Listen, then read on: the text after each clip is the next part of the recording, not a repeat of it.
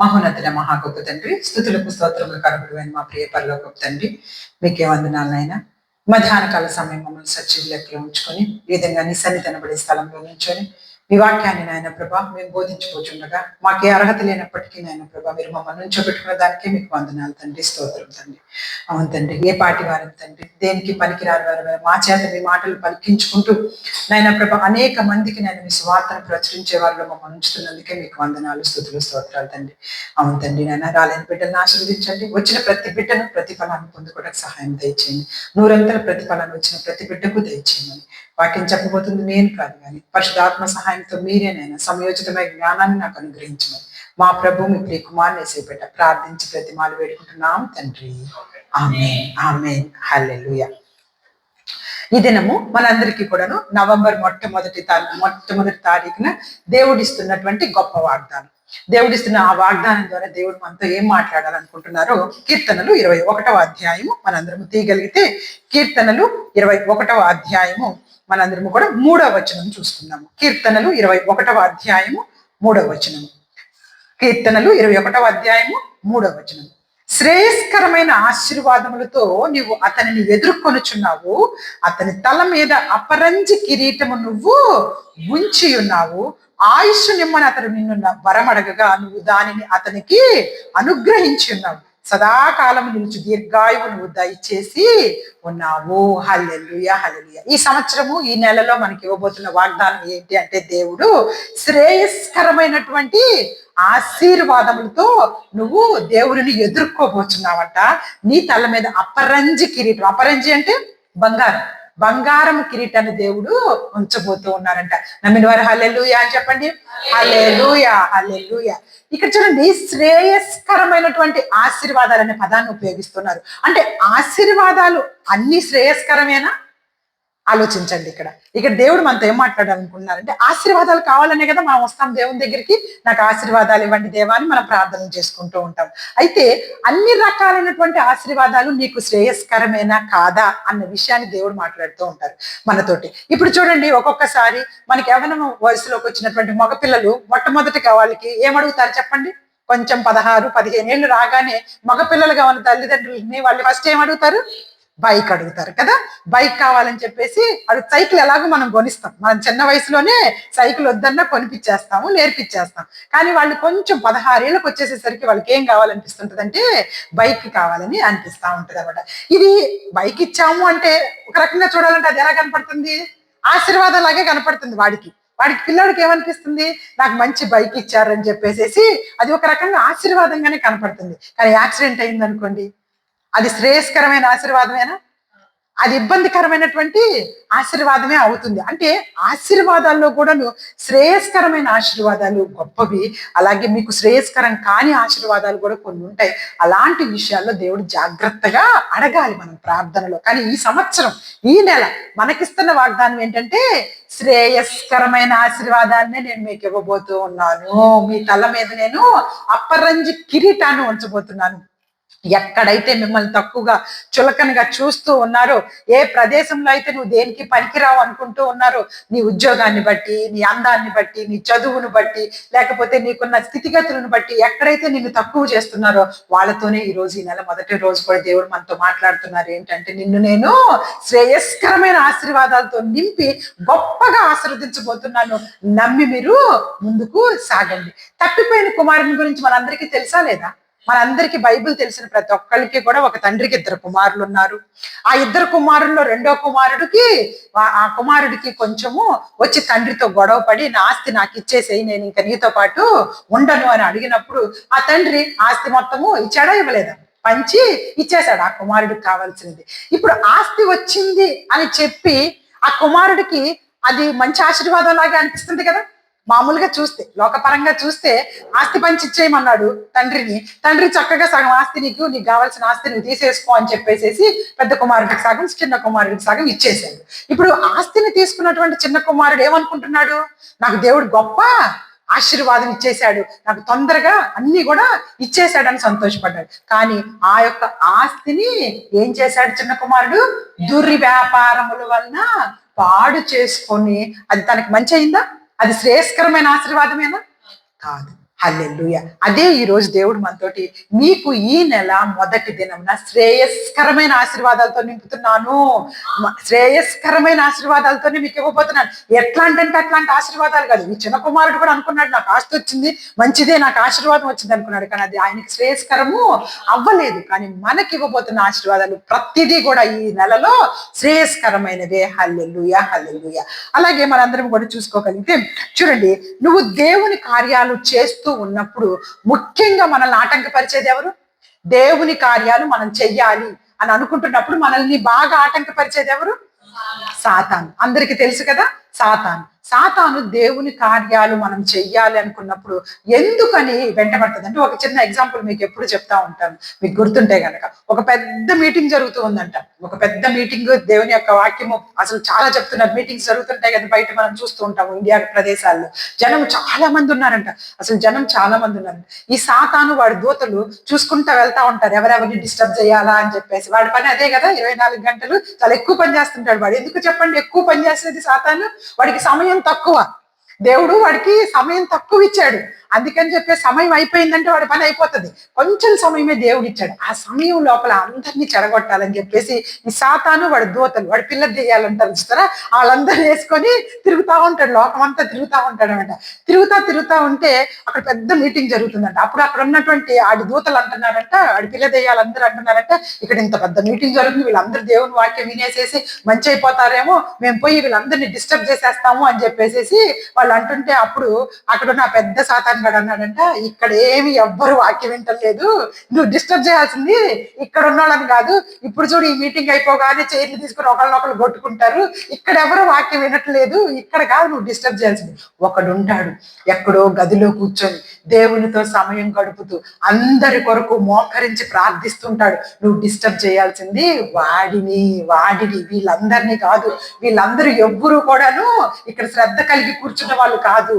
కాబట్టి నువ్వు డిస్టర్బ్ చేయాల్సింది వాడిని అని చెప్పేసి అంటారు. అలాగే ఎందుకు వాడిని డిస్టర్బ్ చేయాలి? ఎందుకు మోకరించి ప్రార్థిస్తున్నటువంటి ఆ వ్యక్తిని సాతాను డిస్టర్బ్ చేస్తుందంటే, దేవుడు ఆ వ్యక్తి ద్వారా ఏవో కార్యాలు చేయబోతున్నాడని చెప్పేసి ముందుగా సాతానికి తెలుసు. కాబట్టి ఆ వ్యక్తిని డిస్టర్బ్ చేస్తుంది. మనందరికీ తెలుసు బైబిల్ గ్రంథంలో సంసోన్ ఎంతమందికి తెలుసు?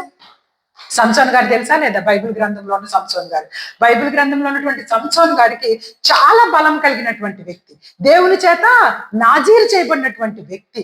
అసలు దేవుని యొక్క ఫిలిష్తీలు ఎవరైతే దేవుని ప్రజలకు వ్యతిరేకంగా ఫిలిష్తీలు ఉన్నారో వాళ్ళని ఓడించడానికే దేవుడు సంసోన్ గారిని లోకంలోకి పుట్టించింది.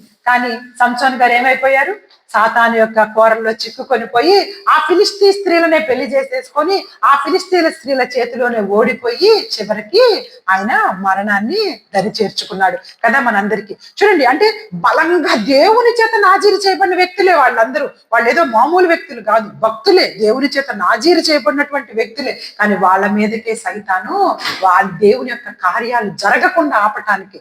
ఎందుకంటే దేవుడు అలా మీ దగ్గరికి సాతాను వస్తూ మీరు ఏదైనా ప్రార్థన చేసుకుంటున్నప్పుడు కానీ, లేకపోతే మీరు ఏదైనా మంచి కార్యం దేవుని కొరకు తలపెట్టినప్పుడు ఖచ్చితంగా అడ్డంకులు వస్తున్నాయి. అంటే నేను అనేక సార్లు చెప్పాను, మీరు దేవుని ఏర్పాటులో ఉన్నారు. హల్లెలూయా, హల్లెలూయా. ఆయన ఏర్పాటులో ఉన్నటువంటి ప్రజల మీదకి మాత్రమే వాడు వస్తాడు. మిగతాగా కూర్చున్న వాళ్ళ మీదకి ఆ రోజు కూడా ఆ మీటింగ్ లో ఎవరినైనా పాడు చేద్దామంటే అదంతా అవసరం లేదు. ఈ మీటింగ్ లో ఎవరు సరిగ్గా లేరు. ఎక్కడో ఒక 10 మంది ఉన్న చిన్న సంఘం ఉంటది. ఆ సంఘంలో ప్రతి ఒక్కరు మోకరించి ప్రార్థిస్తుంటారు. అలాంటి సంఘాలను డిస్టర్బ్ చేయమని చెప్పేదే సాతాను అనమాట. కాబట్టి మన సంఘాలలో ఎక్కడైనా సరే ఇలాంటి డిస్టర్బెన్సెస్ వస్తున్నప్పుడు మనకి ఇంకా ఏం అర్థం అవ్వాలి? మనకి దేవుడు మన సంఘాన్ని ఏర్పాటు చేసుకొని ఉన్నాడు, మన సంఘంలో మనందరినీ వాడుకోవాలని చూస్తున్నాడు అని అర్థమయ్యి మనం తొందరగా వాటిల్లోని ఎలా జయించాలి అని చెప్పేసి మోకరించి ప్రార్థించగలిగే వాళ్ళలో ప్రతి ఒక్కరం ఉండాలి. హల్లెలూయా, హల్లెలూయా. చూడండి, ఒకసారి దానియేలు గారు కూడాను, దానియేలు గ్రంథము 10వ అధ్యాయం దగ్గరికి రాగలిగితే దానియేలు గారు కూడా ఒక ప్రార్థన చేశారనమాట. అయితే ఒక ప్రార్థన చేసిన తర్వాత ఆ ప్రార్థనకి సమాధానం ఆలస్యం అవుతూ ఉంటుంది. ఆలస్యం అవుతూ ఉన్నప్పుడు దేవుడిని మొరపెట్టుకుంటూ ఉంటే చూడండి, ఒక్కసారి మనందరము దానియేలు గ్రంథము 10వ అధ్యాయము చూసుకోగలిగితే 10వ అధ్యాయము మనందరము కూడా తీసుకోగలిగితే చూడండి, ఆ 5వ వచనం. అంతకుముందు అంతా కూడా దానియేలు గారు ప్రార్థన చేస్తుంటారు. ఆ ప్రార్థన తర్వాత ఆయన కనపడుతున్న దర్శనం, నేను కనులెత్తి చూడగా నారబట్టలు ధరించుకున్న ఒకడు కనపడిను. అతని నడుమున మేలిమి బంగారు నడుకట్టు కట్టుకొని, అతని శరీరము రక్తవర్ణపు రాతి ఉంటుంది. అతని ముఖము మెరుపు వలె ఉండెను. అతని కన్నులు జ్వాలామయమైన దీపములు, అతని భుజములు పాదములు తలతల్లాడి ఇత్తడిని పోలి ఉన్నాయి. అతని మాటల ధ్వని నరసమూపు కంఠ ధ్వని వలె ఉంది. దానియేలును నాకు ఈ దర్శనము కలుగుగా నాతో కూడా ఉన్న మనుషులు దానిని చూడలేదు కానీ మిగులు భయాక్రాంతులై దాక్కొనవన్నీ పారిపోయిరి. అయితే నేను ఒంటరినయ్యున్న ఈ గొప్ప దర్శనమును చూచి తిని చూచినందున నాలో బలమేమియో లేకపోయింది. నా సొగసు వికారమాయింది, బలము నా యందు నిలవలేదు. నేను అతని మాటలు విని నేను నేలన సాష్టాంగపడి గాఢ నిద్ర పొందిన వాడినైతిని. అప్పుడొకడు చేతితో నన్ను ముట్టి నా మోకాళ్ళుని అరచేతులను నేల మోపి నన్ను నిలవబెట్టి, దానియేలు, నువ్వు బహుప్రియుడువు కనుక నేను నీ యొద్దకు పంపబడితిని. నువ్వు లేచి నిలవబడి నేను నీతో చెప్పు మాటలు తెలుసుకొనమని అతడి మాటలు నాతో చెప్పగా నేను వణుకుచూ నిలబడితిని. అప్పుడు అతడు, దానియేలు, భయపడకము, నీవు తెలుసుకొనవలని నీ మనసును అప్పగించి దేవుని ఎదుట నిన్ను తగ్గించుకుని ఆ మొదటి దినం మొదలుకొని నీవు చెప్పిన మాటలు వినబడినవి గనుక నీ మాటను బట్టి నేను వచ్చి తిని. దానియేలు గారికి ప్రార్థనా శక్తి ఇంతకు ముందు మొన్నట్టు మెసేజెస్ లో కూడా బ్రదర్ చెప్పారు, మీకు గుర్తుంటే కదా. దానియేలు గారి యొక్క ప్రార్థనను దేవుడు విని అంగీకరించి ఎన్ని సంవత్సరాలు బబులోను సామ్రాజ్యంలో వాళ్ళు ఉండిపోయారు? చెరలో 70 సంవత్సరాలు బబులోనులో ఉన్నటువంటి ఆ యొక్క ప్రజలను రక్షించడానికి దానియేలు గారు మోకరించి ప్రార్థించగానే దేవుడు అక్కడ పరిపాలిస్తున్నటువంటి కోరేష్ అనే రాజు మనసులోకి వెంటనే వీళ్ళని విడిపించమని చెప్పేసి ఆలోచన తీసుకొచ్చాడు కదా. చూడండి, దానియేలు గారి ప్రార్థన వెంటనే ఆలకిస్తాడు దేవుడు. మీరు దానియేలు గ్రంథం అంతా చదవండి, మీకు అర్థమైపోతుంది. ఆ మొట్టమొదటి రాజుకి ఒక కళ వచ్చిందని చెప్పాను కదా, విగ్రహం, ఒక పెద్ద విగ్రహం కనపడుతుంది.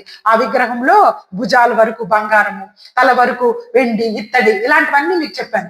ఆ సమయంలో కూడాను ఆ కళ ఏంటో చెప్పాలి, కళ అర్థం ఏంటో కూడా చెప్పాలని రాజు ఆజ్ఞ ఇచ్చినప్పుడు దానియేలు గారు ప్రార్థించగానే దేవుడు ఆ కళ యొక్క భావాన్ని కూడా తెలియపరిచారు. చూడండి, మనకు అర్థం కావాలి. సో మొట్టమొదటి నుంచి దానియేలు గ్రంథంలో దానియేలు గారు ఏ చిన్న ప్రార్థన చేసినా వెంటనే సమాధానం వచ్చేస్తుంది. కానీ ఇక్కడ ఏం జరుగుతుంది అంటే దానియేలు గారు ప్రార్థించినటువంటి కొన్ని రోజుల వరకు కూడాను ఆ ప్రార్థనకి సమాధానం రాలేదంట. అయినా దానియేలు గారు ప్రార్థనలో గొప్పకుంటారు, మనందరికీ తెలుసు కదా. రాజుగారు ఆజ్ఞ ఇచ్చినా సరే, రాజుగారు ఏమైనా ఆజ్ఞ ఇచ్చారు? ప్రార్థన చేస్తే మీ అందరినీ ఎక్కడ పడేస్తానని చెప్పేశారు? అక్క సింహాల బోనులో పడేస్తానని చెప్పారు. అప్పుడు ఆగిపోయారా దానియేలు గారు?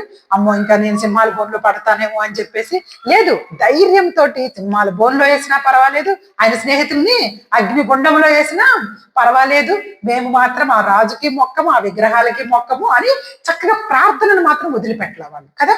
ప్రార్థన చాలా ముఖ్యమైనది. ఇక్కడ ముఖ్యమైన విషయం అదే మాట్లాడుతున్నారు. దేవునితో సహవాసం గడిపేటటువంటి సమయమే ప్రార్థన అంటే. దేవుడు మన మాటలు వినటానికి ఇష్టపడే సమయం అది. ఆయనతో నువ్వు మాట్లాడాలి. లోకంలో చాలా మంది చాలా మాట్లాడుతూ ఉంటాం కదా. చాలా మంది చాలా ఎన్ని మాట్లాడినా అవి తర్వాత ఏమైపోతాయి? వ్యర్థమే అయిపోతాయి. ఎన్ని మాటలు మాట్లాడి, కానీ దేవునితో అంత సమయం నువ్వు గడిపావు అవి వ్యర్థం అస్సలా అవ్వవు. ఆయన ఖచ్చితంగా నీ ప్రార్థనలు వింటాడు, నీకు సమాధానం ఇస్తాడు, ముఖ్యంగా నీ మనసుకు ప్రశాంతతను అనుగ్రహిస్తాడు ఆయనతో మాట్లాడుకుంటా. అందుకే లోకంలో మాట్లాడే మాటలు వ్యర్థమే, కానీ దేవునితో మాట్లాడే మాటలు చాలా ముఖ్యమైనటువంటివి. అనేక సార్లు చెప్పాం కదా, ప్రార్థన అంటే మనం దేవునితో మాట్లాడుకునేది. ఇప్పుడు వాక్యం నేను చెప్తున్నానంటే అది దేవుడు మీతో మాట్లాడాలనుకుంటున్న విషయం. ఓకేనా? ఈ రెండింటికి సంబంధం ఉంటుందంట. మీరు ప్రార్థనలో అడిగినవన్నీ దేవుడు ఎవరో ఒకరి ద్వారా మీకు వాక్యం రూపంలో మాట్లాడిస్తారంటే ఆయన మాట్లాడాలనుకుంటున్నారు మీతో ఆ సమయంలో. సో రెండు ఉండాలి మన జీవితాల్లో, ప్రార్థన కలిగి ఉండాలి, వాక్యం వినేటటువంటి ఆయన సన్నిధిలో కూడా ఉండాలి. ఆ రెండు ఉన్నప్పుడే అటు బంధం ఇటు బంధం మనకి అర్థమవుతుంది. అంతేగాని నేను ఇంట్లో కూర్చొని ప్రార్థన చేసుకుంటానులేండి, నాకేం పెద్ద వాక్యం వినాలనిపించదు అని అనుకుంటే ఈ దేవుడు మాట్లాడే మాటలు నీకు తెలియదు. నువ్వు ప్రార్థన చేసేది మాత్రం ఇప్పుడు ఎప్పుడైనా ఫోన్ సంభాషణ ఏదైనా చేసుకున్నావు అనుకోండి, అన్ని నువ్వే మాట్లాడేసి ఓకే బాయ్ అంటే అవతల వాళ్ళకి వింటారా? మళ్ళీ ఇంకోసారి ఫోన్ ఎత్తుతారా? నీకు పదే నువ్వే చెప్పి ఆ సరే బాయ్, వాళ్ళు ఏదో చెప్పబోతుంటే ఆ సరేలే ఇంక నాకు సమయం లేదని చెప్పి నువ్వు కట్ చేసావు అనుకో, వాళ్ళు ఇంకా మళ్ళీ ఇంకోసారి నీకు ఫోన్ చేస్తారా? ఫోన్లు మాట్లాడటానికి ఇష్టపడతారా? నీ ఫోన్ కాదు కదా. సంభాషణ అనేది ఎప్పుడు కూడా రెండు వైపులు ఉండాలి. ఇటు పక్క నువ్వు మాట్లాడేది సమాధానంగా వాళ్ళు వినాలి, వాళ్ళ దగ్గర నుంచి వచ్చే సమాధానాన్ని మనం కూడా వినగలిగితేనే సంభాషణ బాగుంటుంది, అది ఇష్టంగా ఉంటుంది. అలా దేవుడితో కూడా ప్రార్థన, వాక్యం రెండు ఉంటేనే మన జీవితాలు వర్ధిల్లింపజేస్తాయి. ఇక్కడ దానియేలు గారికి వచ్చిన డౌట్ ఏంటంటే ప్రతిసారి మొట్టమొదటి అధ్యాయం నుంచి ఇప్పుడు 10వ అధ్యాయంలోకి వచ్చాం మనం. దానియేలు గ్రంథంలో ఉండేది 12 అధ్యాయాలు. ప్రతి అధ్యాయంలో కూడాను ప్రార్థన ప్రార్థన ప్రార్థన. ఆయన చేసిన ప్రతి ప్రార్థనకి కూడా వెంటనే ఆన్సర్స్ వస్తున్నాయంట. కానీ ఈ ప్రార్థనకి చేసిన తర్వాత కూడా ఆన్సర్ రావట్లేదు. ఆన్సర్ కోసం వచ్చినటువంటి ఆ దేవదూత ఏం మాట్లాడుతున్నారంటే 12వ వచనంలో, అప్పుడు అతడు దానియేలు భయపడకు, నువ్వు తెలుసుకున్న వల్లని నీ మనసును అప్పగించి దేవుని ఎదుట నిన్ను తగ్గించుకుని ఆ మొదటి దినం మొదలుకొని నువ్వు చెప్పిన మాటలు వినపడినవి కనుక నీ మాటను బట్టి నేను వచ్చి తిని పారసీకుల రాజ్యాధిపతి 21 దినములు నన్ను ఎదిరించెను. ఎవరో అతన్ని ఎదిరిస్తున్నారంట. ఆన్సర్ తీసుకొని వెళ్ళనీయకుండా దేవుని దగ్గర నుంచి మనకి ఇవ్వాల్సినటువంటి ఆన్సర్ రానివ్వకుండా ఎవరో అడ్డం పడుతూ ఉన్నారు. ఆ అడ్డం పడుతున్నదే సాతాను. సాతాను ఎవరి రూపంలో వచ్చి అడ్డం పడుతుందంట? పారసీకుల రాజ్యాధిపతి లాగా వచ్చి నీకు చెప్పాలనిపించి దేవుడు వెంటనే నీ ప్రార్థన ఆలకించాడు. ఆయన మొట్టమొదటి దినమే, అది అక్కడ మొదట ఏం రాశారు?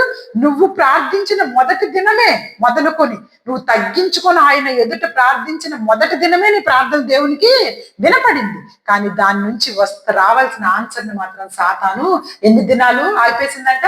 21 దినాలు. క్లియర్ గా రాశారు చూడండి అక్కడ వచనం కూడాను. పారసీకుల రాజ్యాధిపతి 21 దినములు నన్ను ఎదిరించండి. ఇంకా పారసీకుల రాజుల సముఖం నేను నిల్చుండగా ప్రధాన అధిపతుల్లో మిఖాయేలు ఒకడు నాకు సహాయం చేయ వచ్చాను.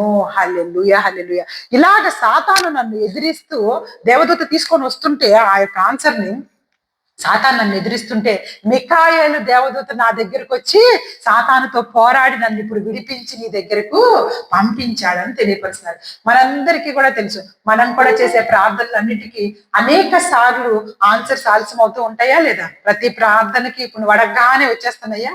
నువ్వు అడగగానే కొన్నిసార్లు మనకి ఆలస్యము అవుతూ ఉంటాయి. ఆలస్యం అయినప్పుడు దేవుడు తగిన సమయంలో మనకి ఆన్సర్ ఇస్తాడని ఆయనందు విశ్వాసంతో మనము ఉండాలి.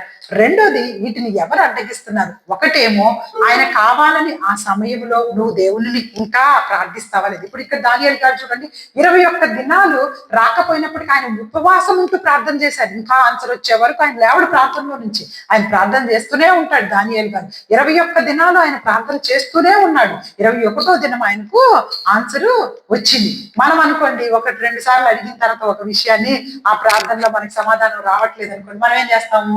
ఈ ప్రార్థన కాకుండా ఇంకో ప్రార్థన మొదలు పెడతాం. ఇలా కాదులే, మాకు ఇది వద్దులే కానీ ఇంకొకటి ఇవ్వవా అని చెప్పేసి అడగాల్సింది మర్చిపోయి ఇంకొకటి ఏదో అడుగుతా ఉంటాం కదా. కానీ ఇక్కడ దానియేలు గారు 21 దినాలు ప్రార్థన చేసిన తర్వాత దేవదూత పైనుంచి వస్తూ ఆన్సర్ తీసుకొస్తుంది. ఒకటి, దేవుడు ఆ సమయంలో నువ్వు ఇంకా ప్రార్థనా జీవితంలో ఉంటావా తొలగిపోతావా అనేది పరీక్షించడానికి మనకు ఆన్సర్ ఆలస్యం చేస్తాడు. రెండవది, యెషయా గ్రంథం తీయండి, ఎందుకు ఆలస్యం అవుతాయో మనకు తెలియపరుస్తూ ఉన్నారు దేవుడు. ఎందుకు మీ ప్రార్థనలు ఆలస్యం అవుతాయో? మొట్టమొదటిదైతే ఆ సమయంలో నువ్వు దేవునితో ఉంటావా తప్పిపోతావా అని చూడటానికి ఆలస్యం అవుతాయి. యెషయా గ్రంథము 59వ వచనం చూడండి. అందరూ తీయగలిగితే యెషయా గ్రంథము 59వ అధ్యాయము మనం చూసుకోగలిగితే ఎందుకు మనకి ఆలస్యం అవుతుందో చూడండి ఒక్కసారి. 59వ అధ్యాయము 1వ వచనము అందరం చూస్తే, రక్షింప నేరక ఉండునట్లు యెహోవా హస్తము కురచ కాలేదు, విన నేరక ఉండునట్లు ఆయన చెవులు మందము కాలేదు. మీ దోషములు మీకును మీ దేవునికి అడ్డముగా వచ్చెను, మీ పాపములు ఆయన ముఖమును మీకు మరుగుపరచని గనక ఆయన ఆలకింప కొన్నాడు. ఆన్సర్ వచ్చేసిందా? ఆన్సర్ క్లియర్ గా దేవుడు తెలియపరుస్తున్నారు కదా మనకి వాక్యం ద్వారా. చూడండి, రక్షింప నేరకున్నట్లు ఆయన హస్తం ఏమి కూర్చోగాలేదు. నిన్ను బయటికి తీయటానికి ఆ యొక్క ప్రాబ్లం, ఆ సమస్యలో నుంచి ఆయన హస్తం ఏమి చిన్నదైపోలేదు. నాకు ఇంక ఇప్పుడు నిన్ను లోపలికి పడిపోయి సముద్రంలో నా చేయి చాలా చిన్నగా ఉంది, నేను తీయలేను అని అంటలేదు ఆయన. విన నేరకు విన్నట్టు ఆయన చెవులు మందం కూడా కాలేదు. అంటే మనం అంటుంటాం కదా, నువ్వేనా మందంగా ఉన్నావా, వినపట్లేదా నీకు అని ఎవరన్నా చెప్పింది మనకు సరిగ్గా వినిపించుకోవట్లేదు అనుకో, ఏంటలా మందంగా ఏమి వినపడదా నేను చెప్తుంది దానికి అని తిట్టుంటాం కొన్నిసార్లు మనం కదా. అంటే ఆయన చెవులేమో అట్లా మనం తిట్టుకుంటున్నాడు లాగా మందం, అంటే వినట్టు ఉండట్లేదు అంటున్నాడు. మనోళ్ళైతే కావాలని దీన్ని కూడా విననట్టు నటించడానికి వాళ్ళ చెవులు మందం చేసుకుంటున్నారు. కానీ దేవుడు నా చెవులేమి మీరు మొరపెట్టినవి నేను వినకుండా ఉంటానికి మందము కాలేదు. అయితే మీ దోషములే మీకు నాకు అడ్డంగా వచ్చి ఉన్నది, మీ పాపములే నా ముఖాన్ని మీకు కనపడకుండా మరుగు చేసేసాయి, కనపడనీయకుండా చేసేసాయి. కాబట్టే నేను మీ యొక్క ప్రార్థనలు ఆలకించట్లేదు. గమనించుకోండి, దేవుని యొక్క విషయం మనం ఎప్పుడైతే మొరపెట్టుకుంటామో అప్పుడే మనం అందరం బాప్తీసం తీసుకొని దేవునిలో నమ్మి విశ్వాసంతో వచ్చిన ప్రతి ఒక్కరి ప్రార్థన ఆలకిస్తాడు. ప్రతి ఒక్కరి ప్రార్థన ఆయన వింటాడు. అయితే విని దానికి ఆన్సర్ ఇట్లా కిందకు వచ్చే మధ్యలో ఏమవుతుంది, నీ పాపాలు నా పాపాలు మన దోషాలు అన్ని ఇట్లా ఆకాశంలో మధ్యలో అడ్డంగా వచ్చేస్తూ ఉన్నాయి అనమాట. ఈ పాప అయితే ఇప్పుడు ఏంటంటే, అయితే మనం ఏమన్నా పాపాలు దోషాలు చేయకుండా ఈ లోకంలో ఏదో ఒక దానిలో తప్పిపోతుంటాం కదా, అంటే ఇంక దేవుడు మన ప్రార్థన ఆలకించడంటారా, అయితే అన్ని ఇలాగే ఆగిపోతాయి అంటారా అని మనకి ఏమన్నా ఆలోచన వచ్చింది అనుకోండి, దేవుడు మనతో మాట్లాడుతూ ఉన్నారు. ఇదిగో నీ పాపములను నువ్వు ఒప్పుకొని విడిచిపెట్టాలి, అప్పుడు దేవుడు ఆలకిస్తాడు. హల్లెలూయా. ఇప్పుడు నీ పాపాలు నీ దోషాలు అడ్డంగా వచ్చాయి కదా దేవునికి నీకు మధ్యలో. అయితే ఇప్పుడు ఎప్పుడైతే ఒక్కొక్కటిగా తొలగిపోయి ఆయన పంపించిన ఆన్సర్ నీ దగ్గరికి చేరాలి అంటే, నువ్వు పాపివన్న విషయం గ్రహించుకోవాలి. మనం పాపులమన్న విషయాన్ని గ్రహించి ఆయన దగ్గర మనము తెలిసి చేసిన పాపాలు తెలియక చేసిన పాపాలను మోకరించి ఒప్పుకుంటూ ఉంటే ఒక్కొక్క పాపంలో నుంచి నీకు విడుదల కలిగిపోతూ ఉంటుంది. అప్పుడు ఆయన ముఖము నీకు కనిపిస్తుంది, నీ ప్రార్థనకు ఆ సమాధానం ఆయన పంపించింది కూడా నీ దగ్గరకు చేర్చబడుతుంది. హల్లెలూయా, హల్లెలూయా. మొట్టమొదటిది అందరూ పాపం చేయటం వల్లనే ఆన్సర్ రాలేదని కాదు, అందరికీ పాపము చేయటం వల్లనే కాదు. మొట్టమొదటిది ఏంటి, ఆ సమయంలో కూడా నువ్వు దేవుడిని పట్టుకొనే ఉంటావా, లేకపోతే ప్రార్థనా జీవితాన్ని వదిలిపెట్టేసి లోకంలో కలిసిపోతావా అనేది మొట్టమొదటి పరీక్ష. రెండో పరీక్ష ఏంటి, ఎందుకు ఆలస్యం చేస్తూ ఉన్నాడు, ఇందుకు అన్నమాట నీ పాపాలు దోషాలు ఆయనకు అడ్డము వస్తూ ఉన్నాయి. అయితే ఇక్కడ దానియేలు గారి గ్రంథంలో మళ్ళా దానియేలు 10వ అధ్యాయం దగ్గరికి వెళ్ళిపోండి. అక్కడ చూడండి, 21 దినములు నన్ను ఎదిరించను, ఇంకా పారసీకుల రాజుల సముఖమున నేను నిలుచుంచుండగా ప్రధాన అధిపతుల్లో మిఖాయేలని ఒకటి నాకు సహాయం చేయవచ్చును. ఈ దర్శనపు సంగతి ఇంకా అనేక దినముల వరకు జరగదు. అయితే దినముల అంతమందు నీ జనములకు సంభవింపబో ఈ సంగతిని నీకు తెలియజేయవచ్చునని అతడు నాతో చెప్పాను. చూసారా, ఇప్పుడు ఆ కళకి దానియేలు గారు చేసిన ప్రార్థన ఏంటో తెలుసా, రాబోతున్న దినాలలో ఇశ్రాయేలు ప్రజల సంగతి అసలు ఏంటి దేవా, అసలు మా ప్రజలందరూ ఏమైపోతారు అని ఆయన ప్రార్థన చేశారు. ప్రార్థన చేస్తే దేవుడు పంపించిన సమాధానం ఏంటో తెలుసా, దేవుడు పంపించిన సమాధానం ఏంటంటే, ఇదిగో రాబోతున్న దినాలలో అంటే అంత్య దినాలలో, ఇప్పుడు మనందరం ఒక దానికోసం ఎదురు చూస్తూ ఉంటాం. దేని కొరకు, యేసుక్రీస్తు ప్రభువారి యొక్క రెండవ రాకడ ఉంది. ఆ రాకడ సమయం కోసం మనందరము అంత్య దినాలు అంటారు. ఆ అంత్య దినాల కళని దేవుడు దానియేలు గారికి తెలియపరిచారు. హల్లెలూయా, హల్లెలూయా. అందుకే ఒకసారి మత్తయి సువార్త 24వ అధ్యాయానికి వెళ్ళండి. మత్తయి సువార్త 24వ అధ్యాయానికి వెళ్తే అక్కడ ఎంత చక్కని విషయాన్ని దేవుడు తెలియపరుస్తూ ఉంటారంటే, మత్తయి సువార్త 24వ అధ్యాయం దగ్గరికి వెళ్ళండి. అక్కడ ఒక వచనాన్ని యేసుక్రీస్తు ప్రభువారే స్వయంగా మాట్లాడుతూ అక్కడ అంటారు. చూడండి ఒక్కసారి, 15వ వచనము ఒకసారి అందరు తీసారా, మత్తయి సువార్త 24వ అధ్యాయము 15వ వచనం చదవండి. కాబట్టి ప్రవక్త అయిన దానియేలు ద్వారా చెప్పబడిన నాశనకరమైన ఏ వస్తువు పరిశుద్ధ స్థలమందు నిలుచుట మీరు చూడగానే చదువువాడు గ్రహించుగాక, యూదయాలో ఉండేవారు కొండలకు పారిపోవలను, మిద్దె మీద ఉన్నవాడు తన ఇంటిలోకి ఏదైనా తీసుకొని పోటుకు దిగకూడదు, పొలంలో ఉన్నవాడు తన బట్టలను తీసుకొని పోటుకు ఇంటికి రాకూడదు. అంత్య దినాలలో ఏం జరుగుతుంది అనేటటువంటి విషయాన్ని అక్కడ దానియేలు గారికి నేను చూపించేశాను అని ఇక్కడ యేసుక్రీస్తు ప్రభువారు గుర్తు చేస్తున్నారు. ఇక్కడ శిష్యులు అడుగుతున్నారనమాట, అయ్యా ఇదిగో ఆ ఫస్ట్ వచనం చదవండి, మనకి 24వ అధ్యాయంలో 3వ వచనం చదవండి అందరికి. 24వ అధ్యాయం 3వ వచనం, ఆయన ఒలీవ కొండ మీద కూర్చుండి ఉన్నప్పుడు శిష్యులు ఆయనకు ఎద్దకు ఏకాంతంగా వచ్చి, ఇది ఎప్పుడు జరుగును, నీ రాకడకు ఈ యుగ సమాప్తికి సూచనలు ఏమిటని మాతో చెప్పమనగా, యేసు వారితో ఇట్లా, నేను ఫస్ట్ వచనం నేను అనేక సార్లు చెప్పాను, ఎవడు మిమ్మును మోసపరచకుండా చూచుకొనుడి. చూసారా, ఫస్ట్ వచ్చేటటువంటి ఆ యొక్క యుగ సమాప్తికి, యుగం ఇక అయిపోతుంది ఈ యుగం అంటానికి సూచన ఏంటి అని దేవుడిని అడిగితే శిష్యులు, దేవుడు చెప్తున్న వచనం ఏంటో తెలుసా?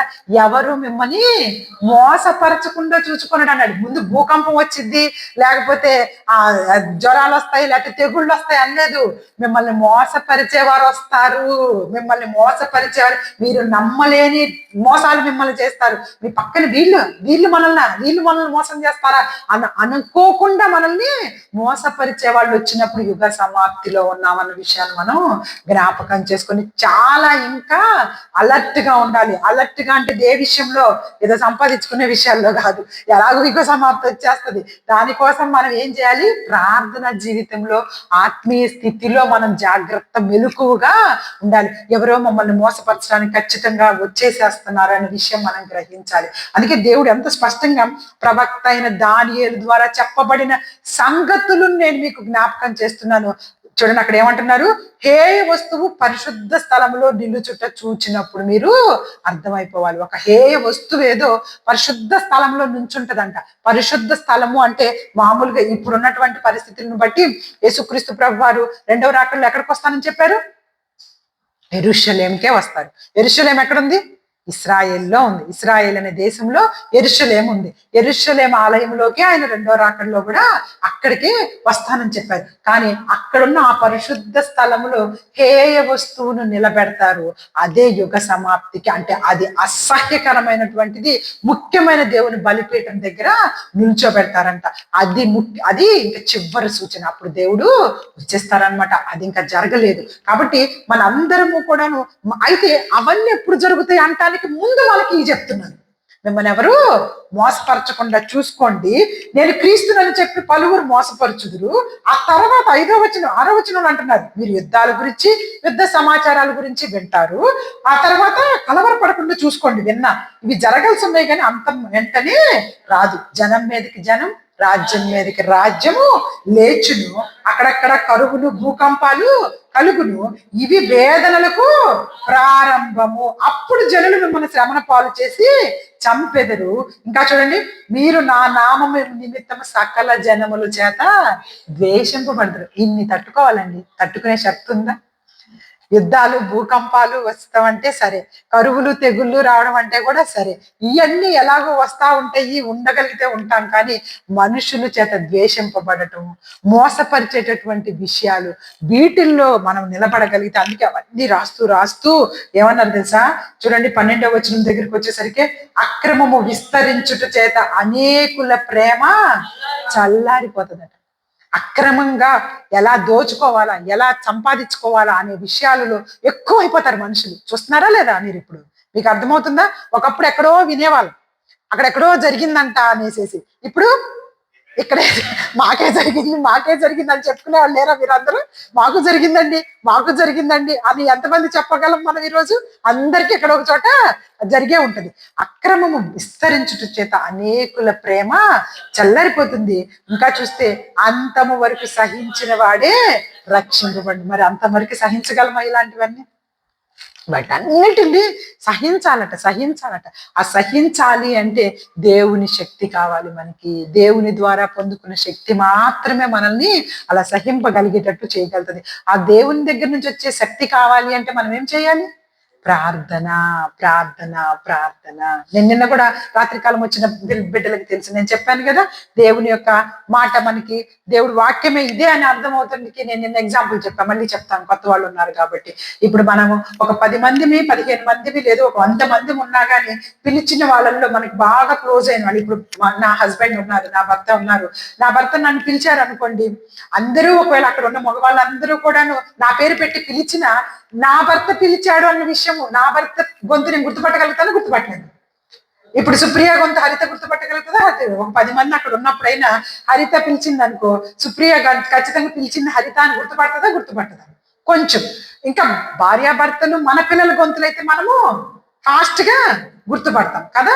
ఇప్పుడు చిటిబాబు బ్రదర్ నవీన సిస్టర్ని పిలిచారనుకో, పిలిచింది నవీన సిస్టర్ కి తెలిసిపోతాం. అందరూ నవీనాన్ని పిలుద్దాం ఒకటేసారి, చిటిబాబు బ్రదర్ని కూడా పిలవద్దాం.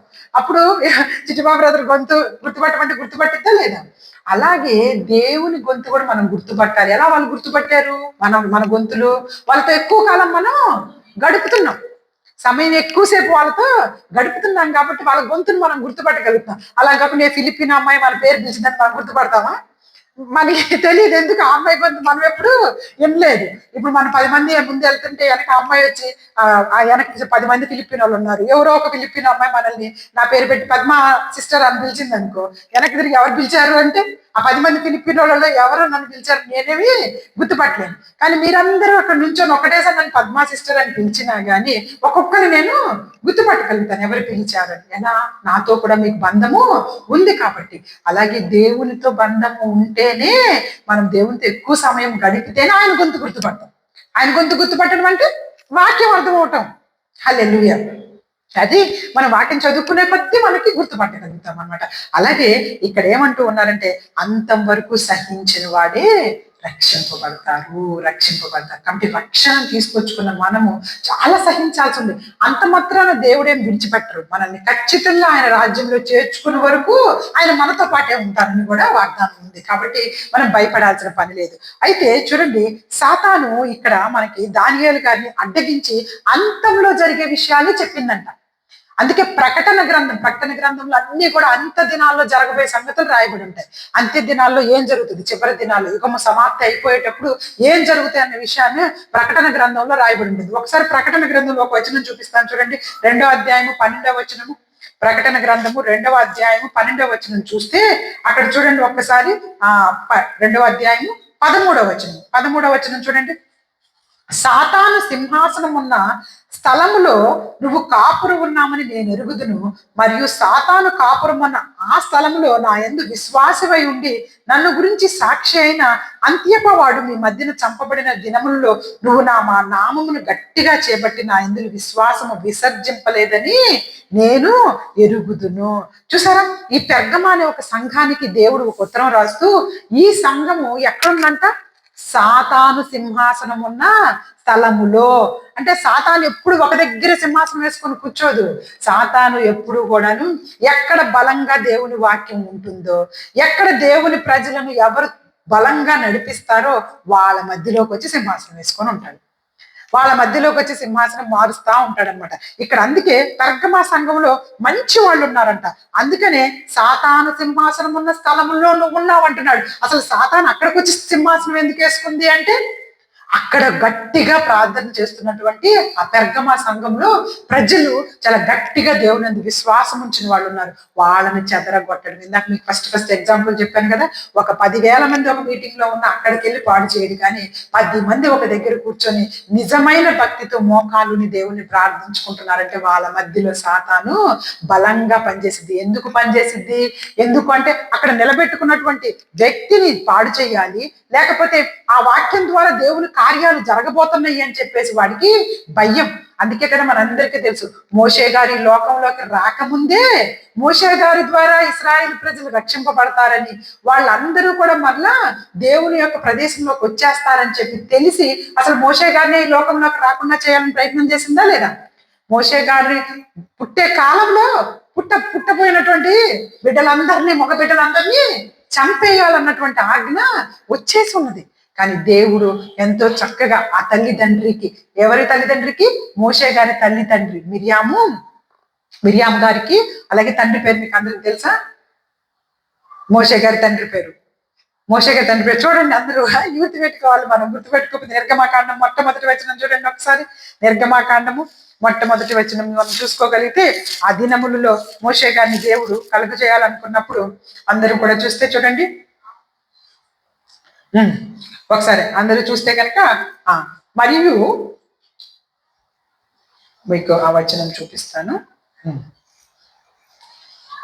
ఇకాబేదు, యాక్చువల్గా మీకు ఇకాబేద్ అనే పేరు చూపిద్దామని తీసాను, బట్ ఇక్కడ పేరు ఫస్ట్ దాంట్లో రాయలేదు, అయినా చెప్తాను. ఓకే, 2వ వచనం చూడండి. నిర్గమాకాండము 2వ అధ్యాయం 1వ వచనము. లేవి వంశస్థుడొకడు వెళ్ళి లేవి కుమార్తెను వివాహం చేసుకొనిను, ఆ స్త్రీ గర్భవతి కుమారుని కని వాడు సుందరుడై ఉన్నట్టు చూచి 3 నెలలు వారిని దాచెను. ఇక్కడ పేర్లు రాయబడలేదు కానీ మీకు ఆ తర్వాత వచనాల్లో పేర్లు రాయబడి ఉంటాయి అన్నమాట.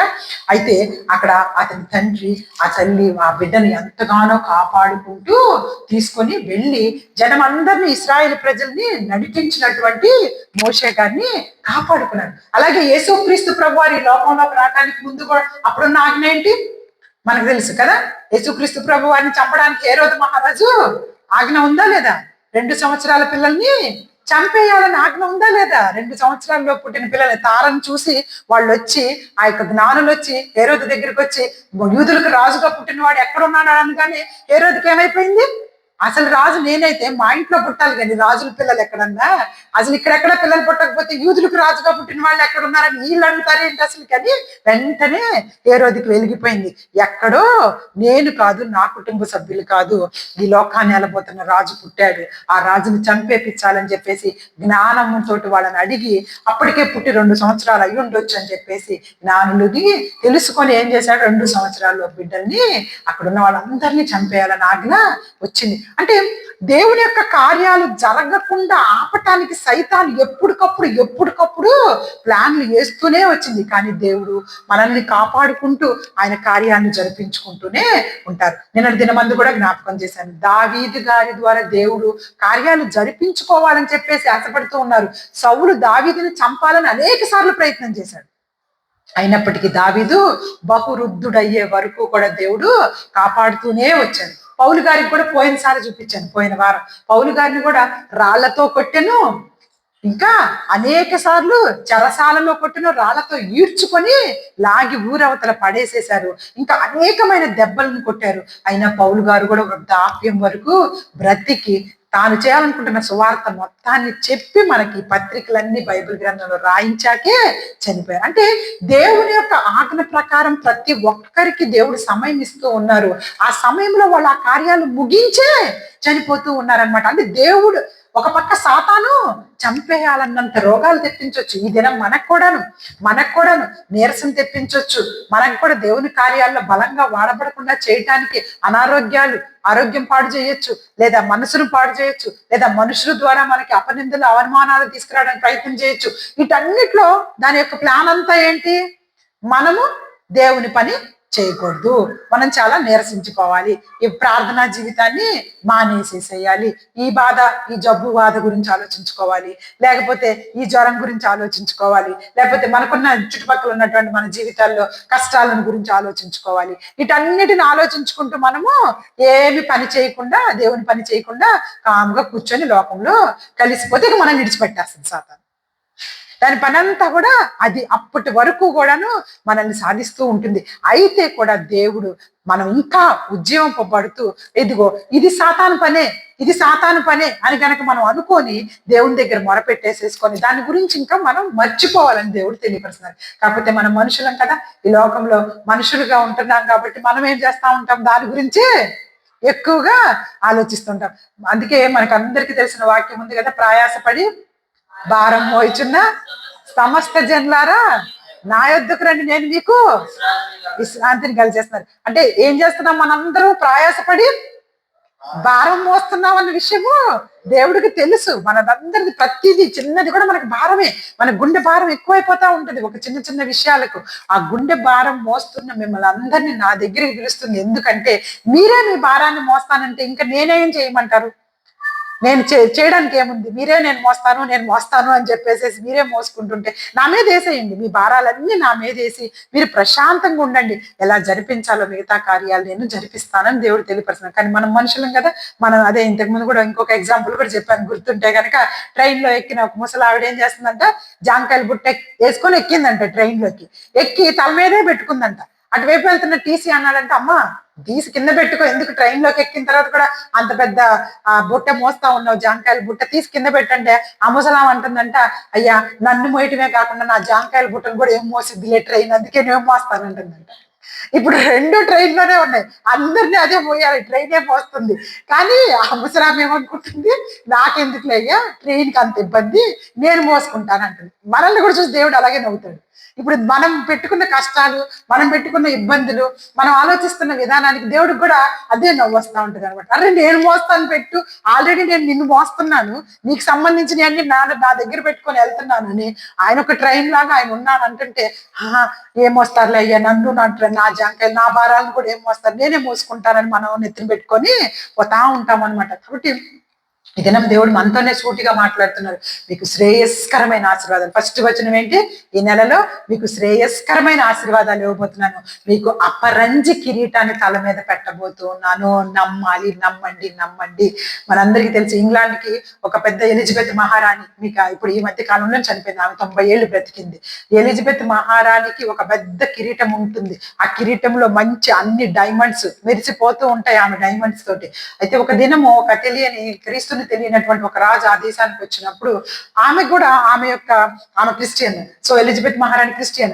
ఆమె దగ్గర కూడా యేసుక్రీస్తు ప్రభు వారికి ముళ్ళ కిరీటం పెట్టినటువంటి ఒక పోస్టర్ అక్కడ పెట్టుకుని ఉందన్నమాట. ఆ తెలియని రాజు వచ్చి అంటూ ఉన్నాడంట, ఏంటి ఎవరు అతను అసలుకి, మీరు అందరూ రాజులు కదా, మీరు మహా ప్యాలెస్ లో ఉంటూ ఉంటారు, మీరందరూ మంచి మంచి కిరీటాలు పెట్టుకొని ఉండాలి, కానీ ఆయన ఎవరు అలాంటి కిరీటం పెట్టుకొని అక్కడ ఉన్నాడు అని చెప్పేసి అన్నప్పుడు ఆ ఎలిజబెత్ మహారాణి అతన్ని కూర్చోబెట్టి యేసుక్రీస్తు ప్రభు వారిని గురించి చెబుతూ, ఆయన ఆ కిరీటం పెట్టుకున్నాడు కాబట్టి మాకు ఈ కిరీటాలు ఈ లోకంలో వచ్చినాయి. హల్లెలూయా, హల్లెలూయా. ఆయన మా భారాలన్నీ మోసి ఆయన ముళ్ళ కిరీటం పెట్టుకొని ఆయన మమ్మల్ని ఇంత విధిగా హెచ్చింపజేసి మా అందరికీ కూడా ఈ బంగారు కిరీటాన్ని అనుగ్రహించాడు అని చెప్పేసి అతనికి క్రీస్తుని గురించి, క్రీస్తు ప్రేమను గురించి తెలియపరిచారంట. చూడండి, నిజంగా ఒక దినం దావీదు ఎక్కడున్నాడు? ఎక్కడి నుంచి వచ్చిన వ్యక్తి? గొర్రెలు కాసుకునేటటువంటి వ్యక్తి. ఎప్పుడైనా దావీదు ఊహించుంటాడా నేను గొర్రెలు కాసుకుంటానని అనుకుని ఉంటాడా? ఎవరైనా పట్టించుకున్నారా దావీదుని? అసలు ఎవరింట్లో వాళ్ళు కూడా పట్టించుకోవాలా. ఎందుకు? మనకు తెలుసు, వాళ్ళ నాన్నకి మిగతా పిల్లలందరినీ పరిచయం చేశాడు. సమూయేలు అభిషేకించడానికి వెళ్ళాడు. ప్రవక్త అయిన సమూయేలు వాళ్ళ ఇంటికి వెళ్ళి, ఇదిగో దేవుడు నాకు కల్లో చెప్పాడు, నీ కుమారుల్లో ఒక కుమారుని రాజుగా అభిషేకించమంటున్నాడు అంటే అందరినీ పిలిచాడు. అందరు కుమారుని పిలిస్తే సమయాలు అంటున్నాడు, సమయాల కల్లో వచ్చిన పిల్లాడు అక్కడ కనపడుతున్నా, వీడు కాదు అని చెప్పేసి అంటే నాకు ఉంది వీళ్ళే అంటున్నాడు. అసలు మర్చిపోయాడు దావీదు గారి గురించి వాళ్ళ నాన్న. చివరికి సమయాలు గుచ్చి అడిగితే, ఇంకా లేరా నీకు పిల్లలని గట్టిగా అడిగితే అప్పుడు గుర్తొచ్చా, ఒకడు ఉన్నాడు లేండి పనికి మాలినోడు, వాడితో పెద్ద పనే లేదు మాకు, వాడు ఆడ గొర్రెలు కాసుకుంటా ఉంటాడు అని చెప్పేసి అసలు వాడిని పట్టించుకోలేదు వాళ్ళ నాన్నే పట్టించుకోలేదు. ఎందుకు? మిగతా వాళ్ళందరూ ఎక్కడ పనిచేస్తున్నారు? యుద్ధంలో పనిచేస్తున్నారు. సౌలు యొక్క రాజులు యుద్ధంలో వీళ్ళ అన్నలు పని చేస్తున్నారు. అసలు దావీదు గారు గొలియాతుని చూడటానికి, ఆ గొలియాత్ అనే వ్యక్తిని మనందరికీ తెలుసు కదా, పెద్దగా ఉండేటటువంటి ఆ ఫిలిస్తీన్ 9 అడుగులు ఉంటాడంట. అతన్ని చంపడానికి అసలు యుద్ధ రంగానికి ఎందుకు వెళ్ళాడు అనుకుంటున్నారు? ఎప్పుడు చూశాడు అనుకుంటున్నారు? దావీదు వాళ్ళ నాన్న అన్నలకు అన్నమని పంపించాడు. నువ్వు పోయి యుద్ధం చూసి రమ్మని పంపించలేదు. అన్నలు అక్కడ ఆల్రెడీ కష్టపడి యుద్ధం చేస్తున్నారు, నువ్వు పోయి బాక్సులు మోసిరాపో, పోయి వాళ్ళని అన్నం తినమని చెప్పేసి అన్నాలు బాక్సులు ఎత్తుకొని పోతే, అప్పుడు దావీదు గారు అక్కడికి వెళ్ళేసరికి ఆ ఫిలిస్తీన్ను చూసి అందరూ భయపడిపోయి వెనక్కి వెళ్ళిపోతా, యుద్ధం ఆగిపోయి అందరూ, సౌలు రాజు అయితే అసలు బయటికే రాకుండా లోపలెక్కడో దాక్కొని ఇశ్రాయేలు ప్రజలందరూ వణికిపోతా ఆ పరిస్థితులు చూసి అన్న దగ్గరికి వెళ్ళి అన్నం ఇస్తా, అన్న ఏం జరుగుతుందని అడిగితే, నువ్వు చిన్నాడు, నీకెందుకు ఈ విషయాలను వెళ్ళిపో అని తిట్టారు. ఎవరేం విషయం కూడా చెప్పలేదు. ఇంకా పక్కన వీళ్ళని అడుగుతా ఉంటే కూడా ఇంకా వీళ్ళందరూ వీడికి అతి ఎక్కువ అని చెప్పేసి తిట్టి పంపించారంట. అందరిని అడుగుతా ఉన్నాడు, ఇలా నుంచో అనే విషయాలు ఇంటికి వెళ్ళిపోమంటే పోకుండా అని చెప్పేసి. అంటే ఎవ్వరూ పట్టించుకోవట్లేదు దావీదు గారిని. కానీ అలాంటి వ్యక్తిని దేవుడు చూశాడు. దేవుడు చూసి దావీదు గారి ద్వారా ఆ యొక్క ఫిలిస్తీన్ అనేటువంటి గొలియాతుని ఒక్క వేటుకి చంపేశాడు. ఒక వేటుకి కూడా కాదు, ఒక రాయికి, 5 రాళ్ళు ఏరుకున్నాడు. మొదటి రాయికి వాడు కింద పడిపోయాడు. అంటే ఇది దావీదు గారి శక్తి. దేవుడిని నమ్మి అక్కడ ఏం ప్రార్థన చేసి యుద్ధానికి వెళ్తాడో తెలుసా దావీదు గారు? ఇదిగో అసలు ఈ సున్నతి లేని ఈ ప్రజలందరూ ఎవరు?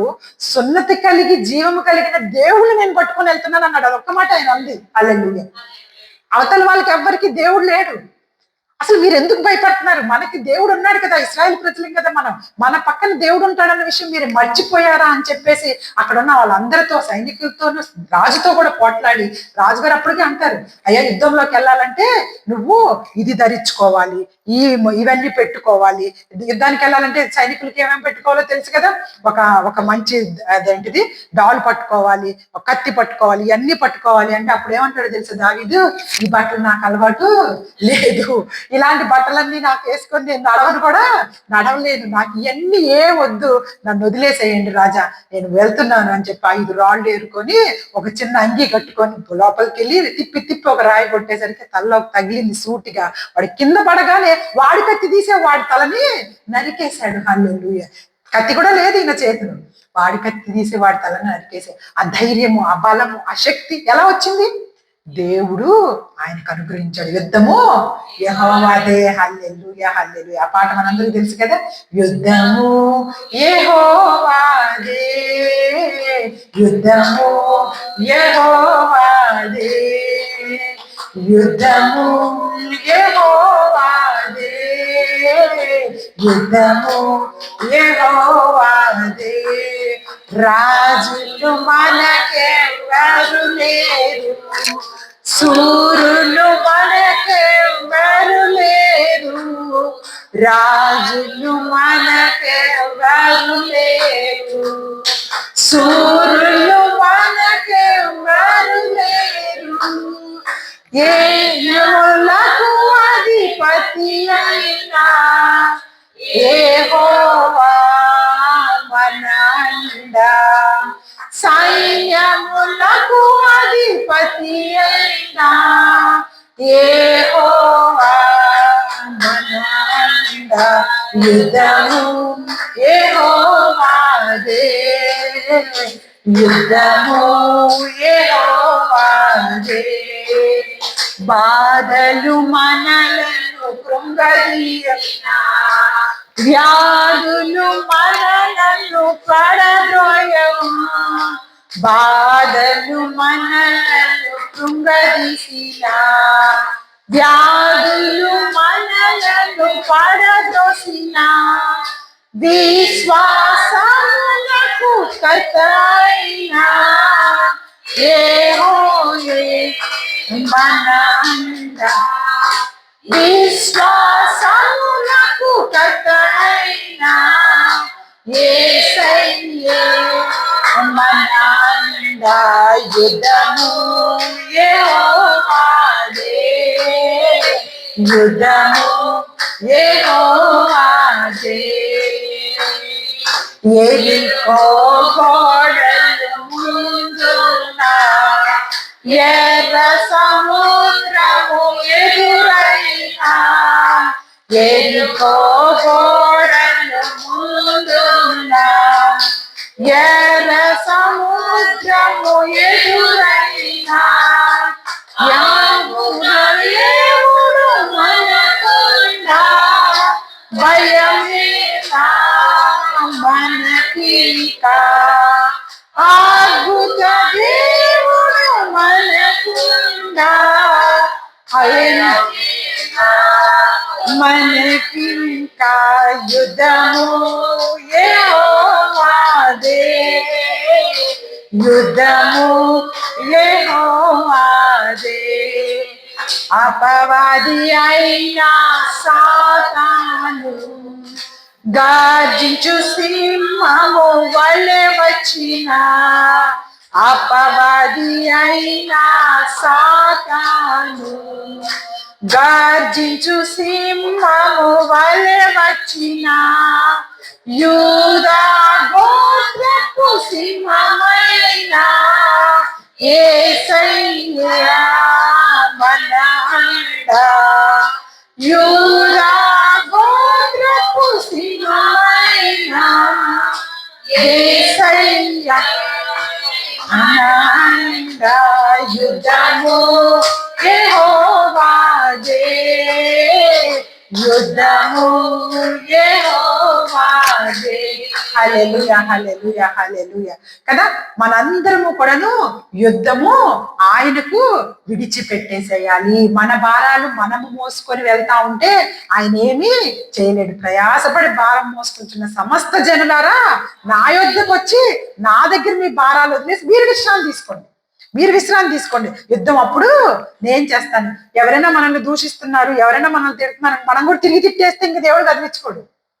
మనం కూడా తిరిగి తిట్టడం అయిపోయింది అనుకో, మీరు చూసుకున్నారు కదా, ఇంకా నా పని ఏం పెద్దగా లేదులే అని చెప్పేసి దేవుడు పక్కకుంటాడు. వాళ్ళు తిట్టినప్పుడు తట్టుకొని ఓర్చుకొని అన్ని విషయాలు దేవుని దగ్గర మనం సమర్పించుకుంటే అప్పుడు ఆయన కదిలించుకుంటారు ఆ పనిలో. అప్పుడు ఆయన ఇచ్చేటటువంటి సమస్యకి పరిష్కారం చాలా చక్కగా ఉంటుంది. ఇంతకు ముందు కూడా చెప్పాను, పరుగు పందెంలో పరిగెత్తే వాళ్ళు ఎలాంటి బట్టలు వేసుకొని పరిగెడతారు? చాలా పల్చటి వస్త్రాలు వేసుకొని పరిగెడతారు, అంతేగాని పట్టు చీరలు కట్టుకొని పరిగెట్టేసి, లేకపోతే మగవాళ్ళు అయితే సూటు బూట్ వేసుకొని పరిగెడతారా? అలా వేసుకొని వస్తే పరిగెట్టగలుగుతారా? వాళ్ళు రన్నింగ్ రేసులు ఈ బరువే ఎక్కువ ఉంటది వాళ్ళకి. ఈ బరువుతోటి వాళ్ళు అసలు పరిగెట్టగలుగుతారా? పరిగెట్టలేరు. నువ్వు కూడా విశ్వాసం అనే పందెపు పరుగులో నిల్చొని ఉన్నావు. నీ భారాలన్నీ నువ్వు మోసుకొని పట్టుచీర కట్టుకున్నట్టు, నగలేసుకున్నట్టు నుంచుంటే నువ్వు పరిగెత్తలేవు. ఇవన్నీ నీ భారాలన్నీ తీసేసి నువ్వు పరుగు పందెంలో ప్రశాంతంగా నుంచుంటే అప్పుడు దేవుడు నీ పరుగు పందాన్ని, విజయాన్ని, విశ్వాసం ద్వారా విజయాన్ని అనుగ్రహిస్తారు. అది మనం గుర్తుపెట్టుకోవాల్సింది అనమాట. కాబట్టి దావీదు గారికి గొర్రెల కాపరిగా ఉన్నాయని ఆయనను కిరీటం పెట్టి రాజుగా చేసేదాకా దేవుడు దావీదు గారిని విడిచిపెట్టలేదు. హల్లెలూయా, హల్లెలూయా. అలాగే ఈ దినం నీకు నాకు కూడా, మనకి ఈ రోజు ఈ వాగ్దానం ఏమి చెప్పాము? ఫస్ట్ వాగ్దానము, శ్రేయస్కరమైన ఆశీర్వాదాలతో ఈ నెల మిమ్మల్ని నింపబోతున్నాను. హల్లెలూయా, హల్లెలూయా. ఎలాంటి ఆశీర్వాదాలని చెప్పాను? శ్రేయస్కరమైన ఆశీర్వాదాలు.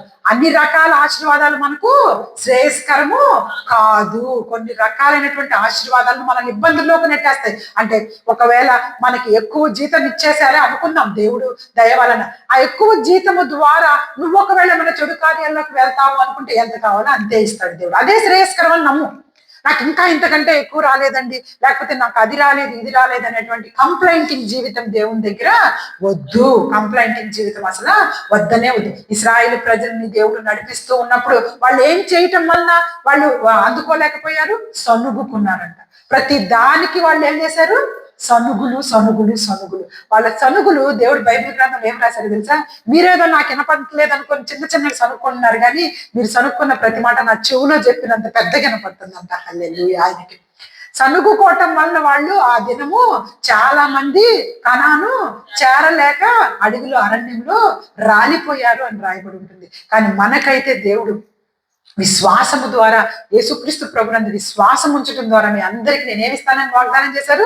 నిత్య జీవాన్ని ఇస్తానని వాగ్దానం చేశారు. నా యందు విశ్వాసం ఉంచిన వానికి మరణము లేదు అని దేవుడు తెలియపరుస్తున్నారు. మీరు భయపడాల్సిన పని లేదు అస్సలకి.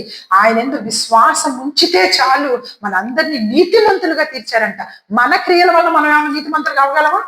మనం ఎన్ని పుణ్యకారాలు చేసినా కానీ మనము నీతిమంతులవి అవ్వలేము. ఎన్నన్నా పుణ్యకారాలు చేయి, కానీ నువ్వు ఆ పుణ్యకార్యాల వల్ల నేను నీతివంతురాలుగా అవ్వలేవు. అలా అవ్వాలనుకుంటే మనకంటే అన్యులు చాలా నిష్టగా వాళ్ళు చేస్తానే ఉంటారు కదా. పుణ్యకార్యాలు చేయమన్నా వాళ్ళు బాగా నిష్టగా చేస్తుంటారు, ఆ పూజలు చేయమన్నా చాలా నిష్టగా చేస్తుంటారు.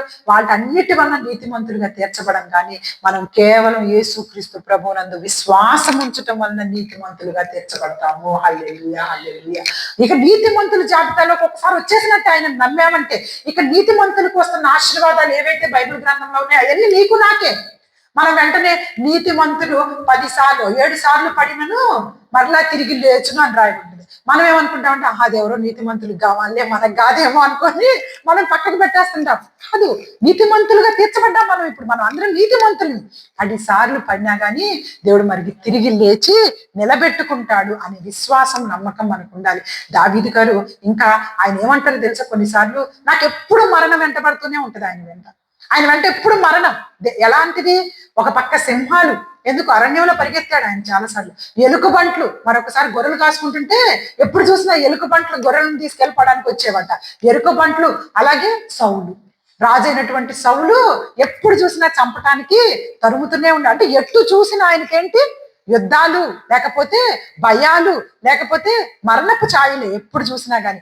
అయినప్పటికీ కూడా యుద్ధము యెహోవా చేశారు కాబట్టి దావీదు గారు చక్కగా అన్నిట్లో నుంచి తప్పించబడింది. మొదటి రాజుల గ్రంథం 1వ అధ్యాయం చదివించాను. రాజైన దావీదు బహురుద్ధుడు కాగా అని రాయబడి ఉంటుంది. బహురుద్ధుడయ్యే వరకు దేవుడు కాపాడుకుంటూ వచ్చాను.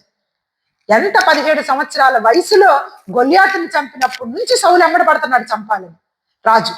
కానీ ఆ 17 సంవత్సరాల వయసు నుంచి బహు వృద్ధాప్యం అనేదాకా కాపాడాడు అంటే దేవుడు తప్పకుండా ఒక్కసారి ఎంచుకున్న వాళ్ళని విడిచిపెట్టడు. వాళ్ళ ద్వారా ఆయన చేయించుకోవాలనుకున్న కార్యాలన్నీ చేయించుకున్న తర్వాతనే దేవుడు వారితోటి ఉంటాడు. అది మనం గుర్తుపెట్టుకోవాల్సింది. ఈ దినం దేవుడు అదే అంత మళ్ళీ మళ్ళీ మాట్లాడుతుంది ఏంటంటే, సాతాను మనల్ని మంచి కార్యాలు చేయకుండా ఆపడానికే అన్ని ప్రయత్నాలు చేస్తుంటుంది.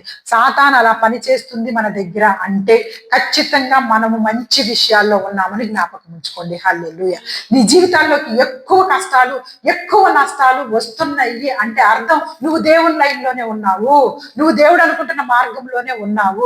ఆ మార్గంలో ఉన్నావు కాబట్టే సైతాను నీ మీదకు అటాక్ చేస్తుంది అనే విషయాన్ని గుర్తుపెట్టుకుంటే, ఆహా ఇది దేవుని యొక్క కార్యంలో నేను ఉన్నానని ధైర్యంగా సంతోషంగా ఉండగలుగుతావు. హల్లెలూయా.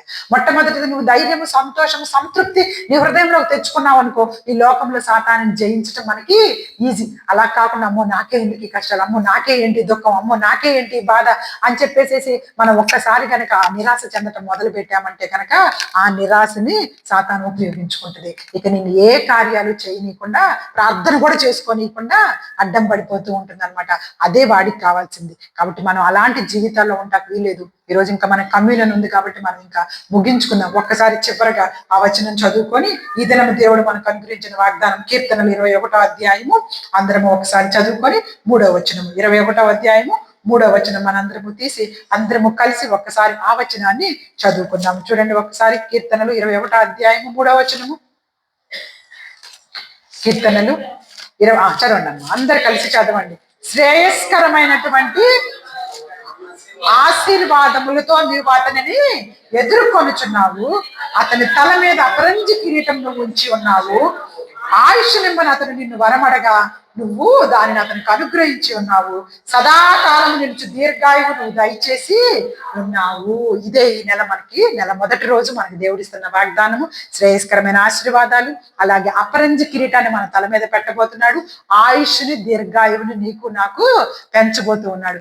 నీకు నాకు ఇచ్చే ఈ ఆయుష్లో మనందరము దేవునికి కృతజ్ఞత కలిగి బ్రతకాలి. కృతజ్ఞతా జీవితం మన జీవితాల్లో ఎప్పుడు ఉండాలి. 10 మంది కుష్ఠరోగులను బాగు చేసినప్పుడు ఎవరు మళ్ళా వెనక్కి తిరిగి వచ్చింది? ఎంతమంది వచ్చారు వెనక్కి? ఒకే ఒక్కడు వెనక్కి వచ్చి కృతజ్ఞతలు దేవునికి తెలియపరిచినప్పుడు యేసుక్రీస్తు ప్రభువారు ఏమడిగారు చెప్పండి? మిగతా 9 మంది ఎక్కడా అని అడిగారు. అంటే మనం అనుకుంటుంటాం చాలా మందిని ఆ చేసిన మేలుకి పెద్ద కృతజ్ఞతలు చెప్పకపోయినా పర్వాలేదు అన్నట్టు పోతుంటాం. కానీ ఇక్కడ దేవుడైన యేసుక్రీస్తు ప్రభువారు కూడా ఎదురు చూస్తున్నారు, కృతజ్ఞత చెప్పేవాళ్ళు వస్తారా రాలేదా అని. ఒక్కడే వచ్చాడు, మిగతా 9 మంది ఎక్కడ పోయారని చెప్పేసి. అంటే దేవుడు కూడా కృతజ్ఞతలు కోరుకుంటున్నాడు. కృతజ్ఞతను ఆయన మరలా మన జీవితాల్లో ఉండాలని కోరుకుంటున్నాడు. కాబట్టి మనుషులమైన మనం సహజమే కదా అది. మనం కూడా ఎవరికైనా సహాయం చేస్తే కృతజ్ఞత చూపించాలని కోరుకుంటాం. మళ్ళీ మనకు సహాయం కావాల్సినప్పుడు వాళ్ళు చేస్తే బాగుండని ఆశపడతాం. కానీ దేవుడు కూడా ఖచ్చితంగా దానికోసం ఎదురు చూస్తున్నాడని గుర్తుపెట్టుకోవాలి. ఏముందిలేండి ఈ చిన్న మేలు చేసినందుకు నేనేం పెద్ద కృతజ్ఞతగా బతకాలా అనుకొని అంత రెక్లెస్ గా మనం ఉండకూడదు. ప్రతి విషయంలో కూడా మనం దేవునికి కృతజ్ఞత కలిగి బ్రతకాలని కోరుకుంటూ శ్రేయస్కరమైన ఆశీర్వాదాలతో మనందరి దేవుడి నెలను ఆశీర్వదించి దీవించును గాక. ఆమేన్. God bless you all. God bless you all.